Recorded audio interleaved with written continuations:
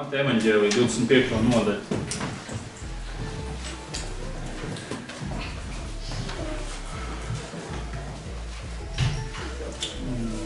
Paliksim kājās stāvot no 1. līdz 13. pantam. Tad debesu valstība būs līdzīga 10 jaunavām, kas ņēma savus lukturus un izgāja līgavainam pretim, bet 5 no tām bija ģeķīgas un 5 bija gudras. Jo ģeķīgās ņēma savus lukturus, bet eļus tās nepaņēma sev līdzi, bet gudrās paņēma sev līdzi ar lukturiem arī eļu savos traukos. Kad līgavainis kavējās nākt, tad viņas visas iesnaudās un gulēja. Nakts vidū balss atskanēja. Redzi, līgavainis nāk, izeita viņam pretī. Tad visas jaunavas cēlās un sakārtoja savus lukturus, bet ģeķīgās sacīja gudrajām: dodiet mums no savas eļas, jo mūsu lukturi izdziest. Bet gudrās atbildēja un sacīja: tā nē, lai nepietrūkst mums un jums, bet noiet labāk pie pārdevējiem un pērciet sev. Un, kad tās aizgāja pirkt, nāca līgavainis, kas bija gatavs, iegāja viņu kāzās un durvis aizslēdza. Pēc tam atnāca arī pārējās jaunavas un sacīja: kungs, atdari mums. Tas atbildēja un sacīja: patiesi, es jums saku, es jūs nepazīstu. Tāpēc esiet modrīgi, jo jūs nezināt ne dienu, ne stundu, kurā cilvēka dēls nāks. Āmen. Jūs varat apsēsties.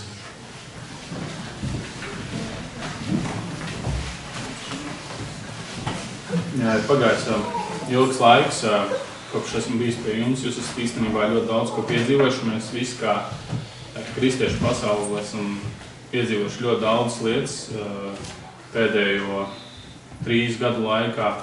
Jā, un arī tagad, caur ko mēs ejam cauri šie laiki, kuros mēs dzīvojam, tie nav vienkārši laiki, un es ceru, ka jūs to saprotat. Un es tāpēc arī šodien izvēlēšu šo raksturvietu, lai mēs pārdomātu tieši par pēdējo laiku notikumiem. Jo mēs dzīvojam šajā laikā, un šis laiks nav vienkārši laiks. Ja mums ir puls uz rokas, mēs saprotam, ka šie laiki, kuros mēs dzīvojam, ir pēdējie laiki. Un pēc šīs raksturvietas skatoties, mēs redzam, ka Jēzus runāja šo te līdzību par jaunavām. Viņš nedomāja vienkārši to adresēt uz cilvēkiem tajā laikā. Ja? Viņš jau praktiski adresē to uz pēdējo laiku draudzi. Un ja mēs redzam un paskatāmies Mateja evaņģēlija 24. nodaļu, tad tur ir notikumi par Izraēlu izpostīšanu. Ja? Un tur ir plašāk tā nodaļa 24. nodaļā, kur ir 2 veidi pravietojums par Izraēla izpostīšanu. Tātad pirmais bija Jeruzalemes izpostīšana, kas bija 70. gadā pēc Kristus.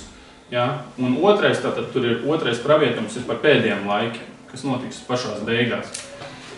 Bet mēs nefokusēsimies uz 24. bet skatīsimies uz 25. nodaļu, kāpēc tas tik ārkārtīgi svarīgi mums kā draudzēm uz to skatīties.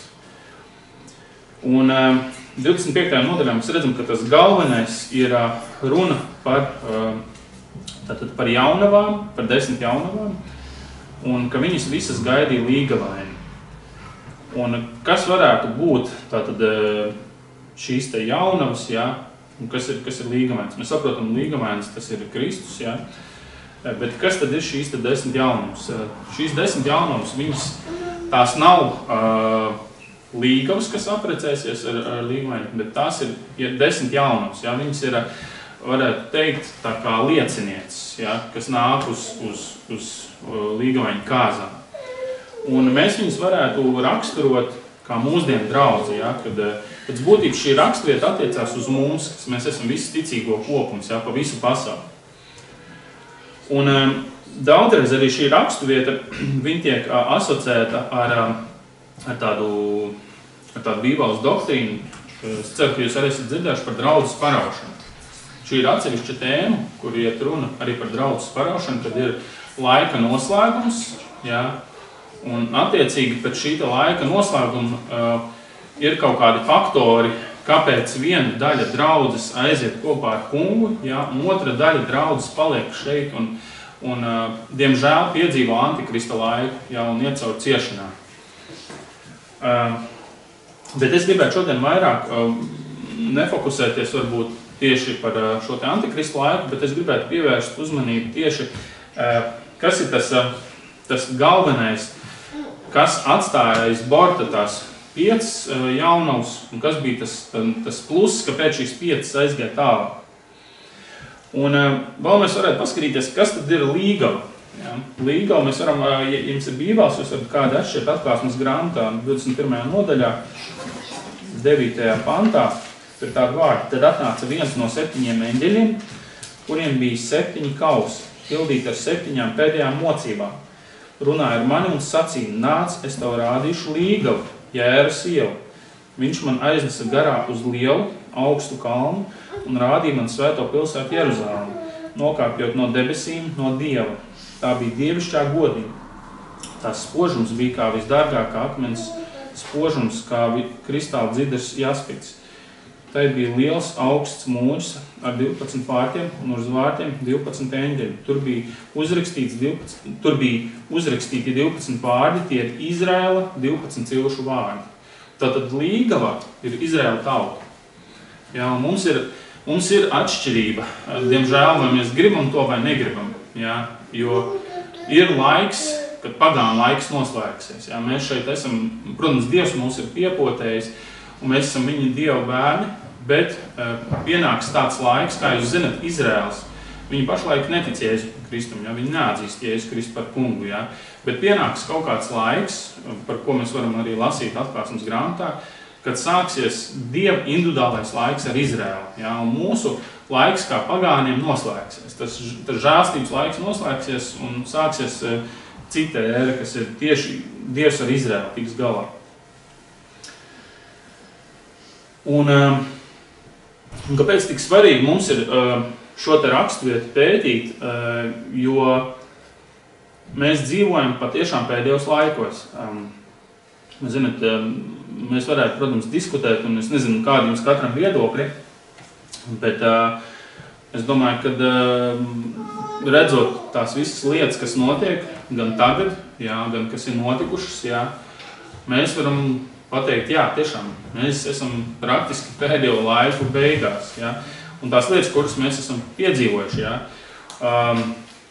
viņas tiešām liecina par to, ka kaut kas tuvojās. Un es gribētu dažas lietas tā kā pieskarties, kas varētu būt tāda zīme par to, ka mēs esam pēdējos laikos. Un pirmam kārtam ir tas, kad piepildās pravietojums par Izraēlu. Mēs redzam, ka Dievs ir atjaunojis pārdabiskā veidā Izraēlu. 1948. gadā Izraēla pulciņš, tie, kas cīnījās par Izraēlu, tur bija praktiski Dieva brīnums, jo visapkārtējās armijas, arābu armijas, kas nāca, viņas būtības varēja noslaucīt, bet tur bija pilnīgi liecības, kad pilnīgi Dievs pārdabiskā veidā cīnījās par Izraēlu, un Izraels varēja atjaunot savu valsti. Un tas ir Dieva brīnums, tas, ko mēs redzam. Un kas ir zīmīgs fakts, ka kopš Izraēla atjaunošanas ir pagājis praktiski viena paudze, 75 gadi šajā gadā atri. Un ir viena zīmīga raksturvieta, kur jums arī īstenībā ir vērts katram mājās palasīt un papētīt un padomāt. Mateja evaņģēlija 23:34 teikt tādu vārdu, Jēzus teica, patiesi, es jums saku, šī cilts nezudīs, tiekams tas viss notiek. Un šī raksturvietā citos tulkojumos ir tāda vārda, ka patiesi es jums saku, šī cilts, nevis cilts ir, bet šī paudze nezudīs, ja? Tiekams tas viss notiek. Tad viena no tādām teorijām ir tāda, ka šī paudze kopš Izraēla atjaunošanas, vienīgā paudze, ja, viņa redzēs visas tās lietas notiekam, par kurām Jēzus runā par šīm te pēdējiem laikiem. Līdz ar to varētu būt arī, ka šī te raksturvieta, ja, arī par šīm te jaunavām, kad tiešām daudzi notikumi var notikt šīs te vienas paudzes laikā, kad pilnībā iespējams, ka mēs dzīvojam jau pašā noslēgumā. Un es zinu, ka tas daudziem varbūt liekas tā, pārāk traki, bet tas ir pilnībā iespējams. Otrkārt, kas varētu būt tāds nākamais, tāds viens no zīmīgiem notikumiem. Mēs daudz no mums pāris gadus atpakaļ mēs piedzīvojam, kad par visu pasauli nāca šī te slimība, ja, un man liekas, jā, tas bija, citiem liekas, jā, tas bija kārtējs mērs, jā, vai tur tas pats, kas ir bijis, jā, jau gadsimtiem ilgi, jā, bet patiesībā nē, mēs visi, diemžēl, mēs piedzīvojam nevis tikai vīrusu, jā, bet mēs piedzīvojam antikrista sistēmas prototipu. Jā. Ko tas nozīmē? Tas nozīmē, ka mēs piedzīvojam to, ka mēs pēkšņi nevaram iet Dievu namā. Jā. Ja mums nav attiecīgi, vai nu mums nav poti, jā, vai nu mums nav šis te QR kods, jā, un galvenais, ka tas notiek visur. Jā. Tas notiek pat Mongolijā, jā, kur ir vienkārši milzīga teritorija, un tur ir niecīgs iedzīvotāju skaits, jā, un cilvēki baidās un viens otram netuvojās klāt, ka pēc būtības Sātans ar savu sistēmu pārņem visu pasauli, jā, un visa pasaule drebē šīs te sistēmas priekšā.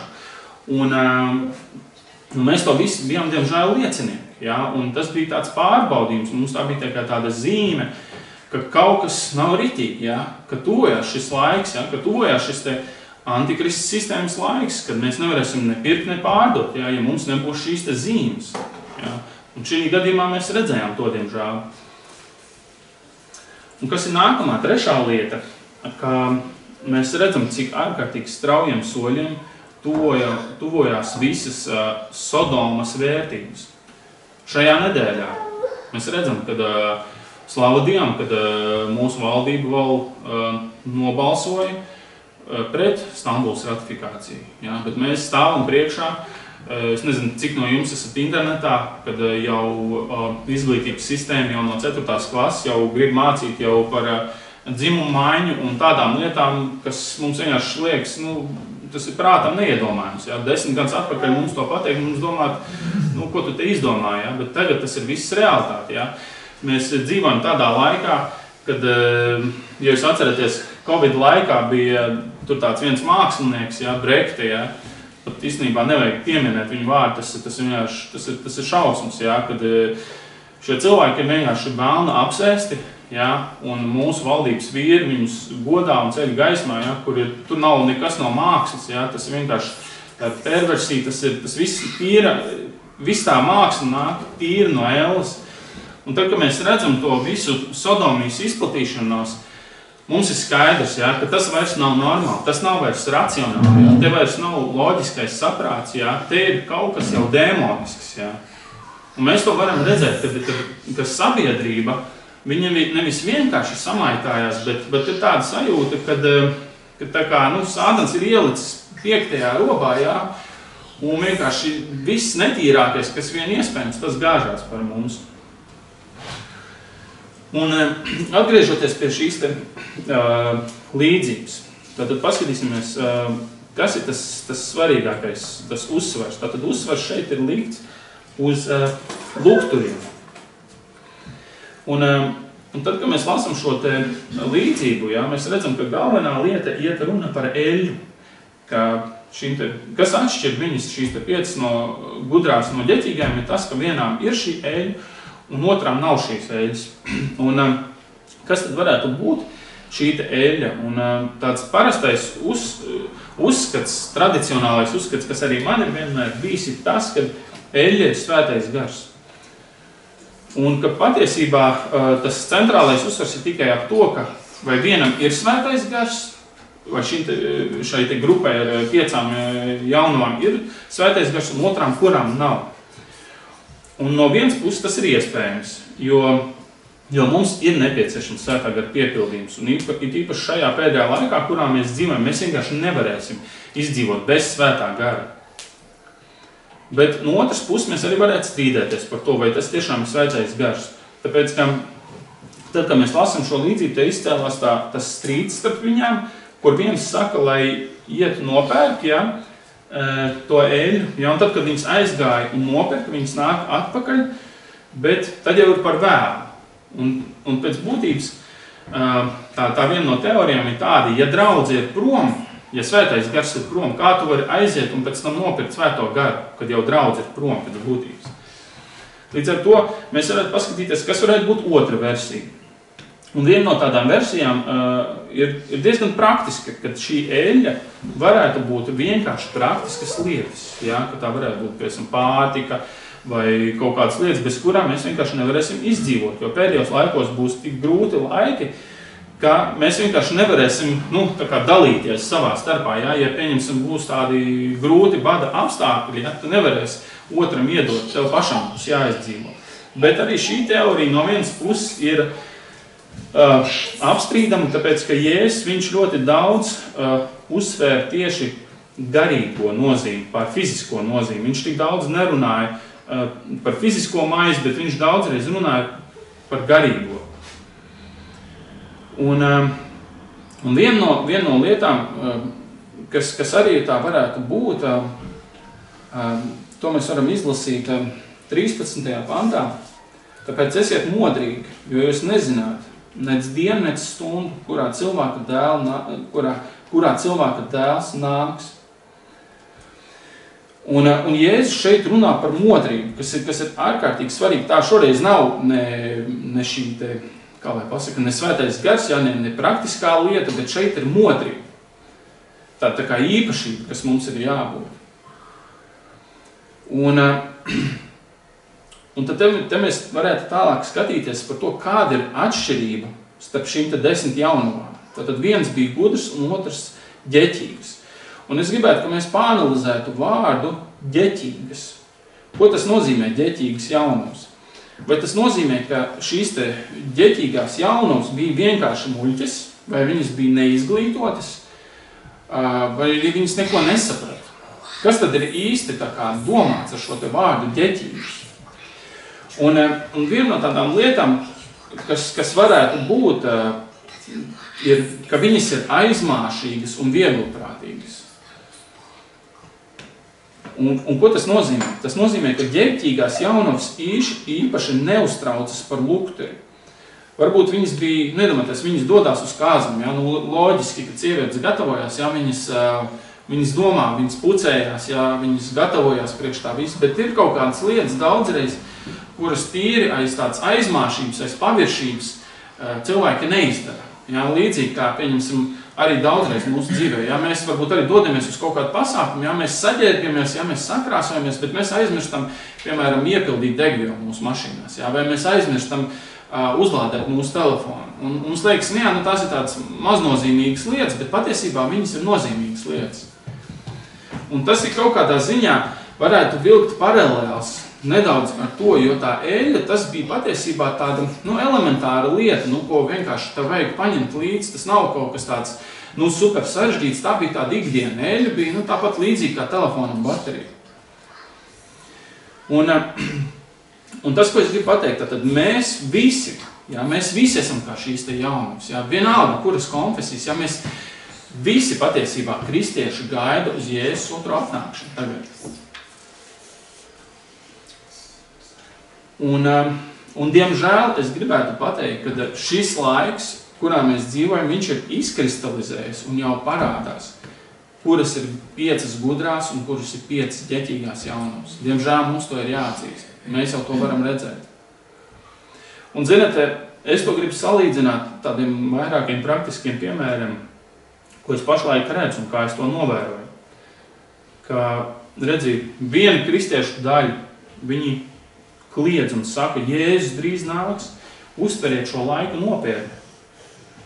Un otra puse atkal saka, beidz, bet dienu un stundu neviens nezina, ne debes eņģeļi, ne dēls, kā vien tēvs, viņi mierina, viss kārtībā, ko jūs te varat cepties par tiem saviem pēdējiem laikiem, Bet otra grupa saka, nē, mums ir jābūt uzmanīgiem, mēs nevaram vieglprātīgi izturēties šajā laikā.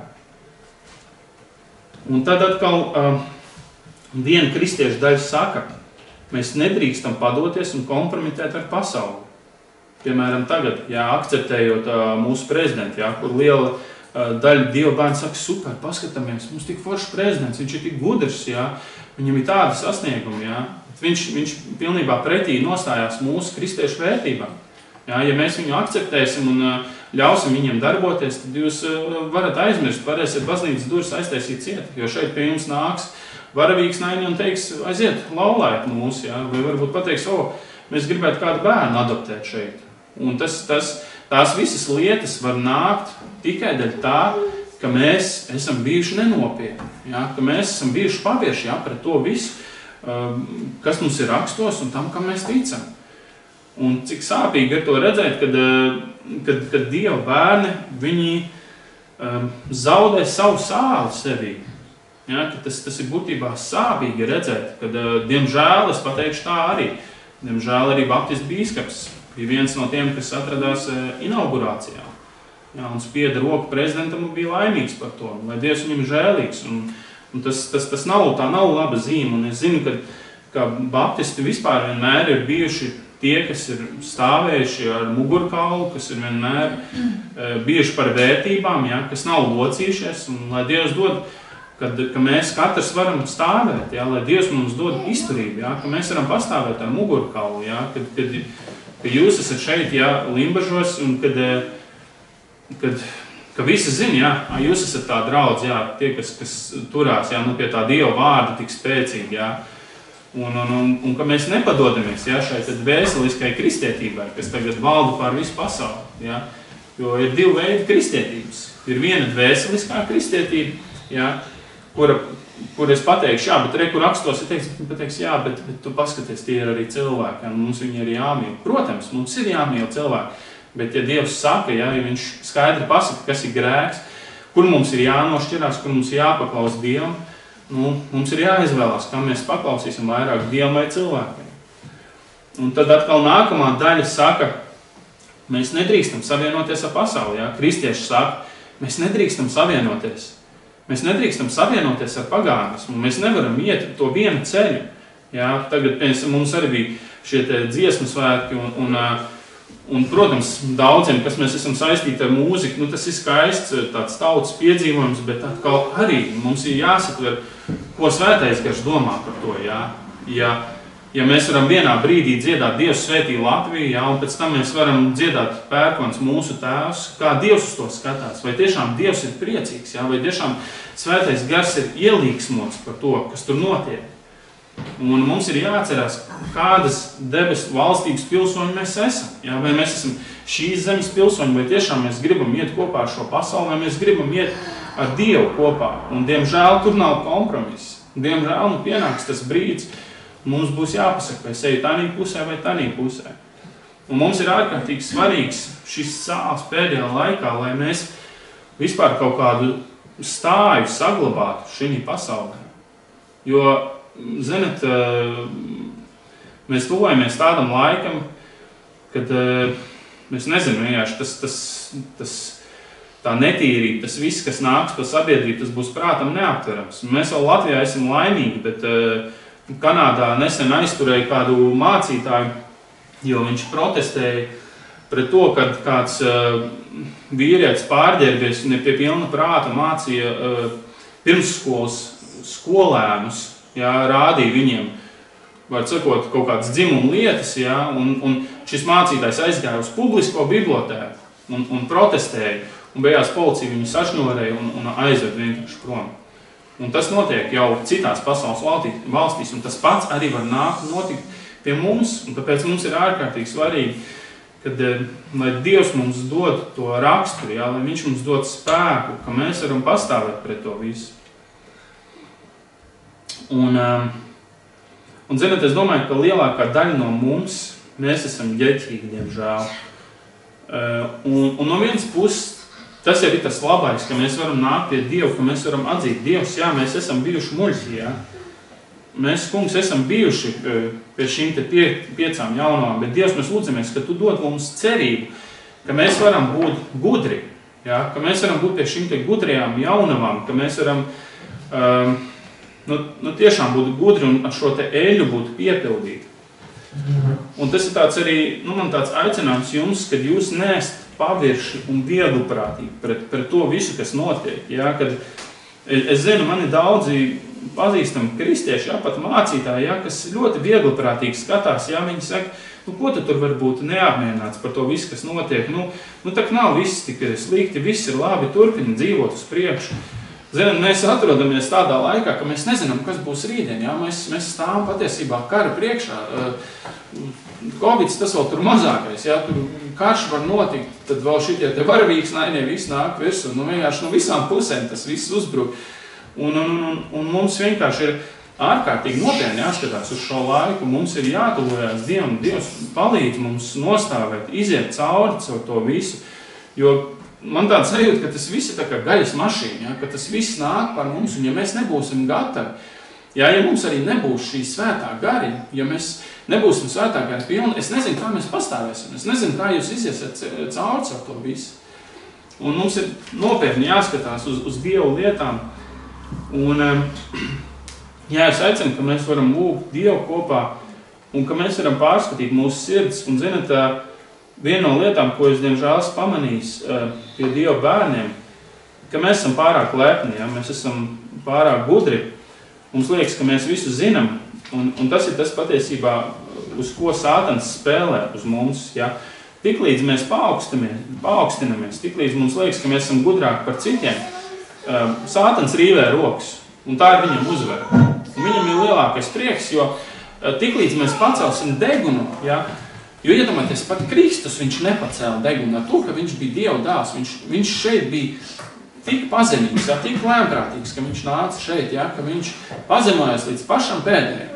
Ja, mums jāņem piemērs no viņa, cik viņš bija lēmprātīgs un pazemīgs. Un cik nu vēl vairāk mums, kas esam vienkārši glābti žēlstībā, mums nav nekāda pamata pacelt degunu, ja, un padomāt, ka mēs esam kaut kas, ka mēs esam kaut ko savā spēkā izdarījuši. Viss nāk no Dieva žēlstības mūsu dzīvēs. Un tāpēc ir svarīgi, jā, ka mēs esam lēmprātīgi, pazemīgi, un ka mēs esam tādi gatavi mācīties un arī pieņemt to, ka mēs kļūdamies. Jo, diemžēl, piemēram, daudz lietas, kas bija pagātnē, es redzu, ka daudz brāļu māsas, viņi nespēja pārkāpt tam pāri, ka viņi ir kļūdījušies, jā, vai ka viņi ir krītuši kaut kur, un ka varbūt kādiem citiem ir bijusi taisnība, jā, vai kādi citi, kas ir radikālāki, jā, būt viņiem ir izrādes bijusi taisnība. Jā. Mums ir vienkārši jābūt pazemīgiem un jāatzīst tā savu vainu. Un Dievs tāpēc teiks, ka Dievs stāv pretī lepniem.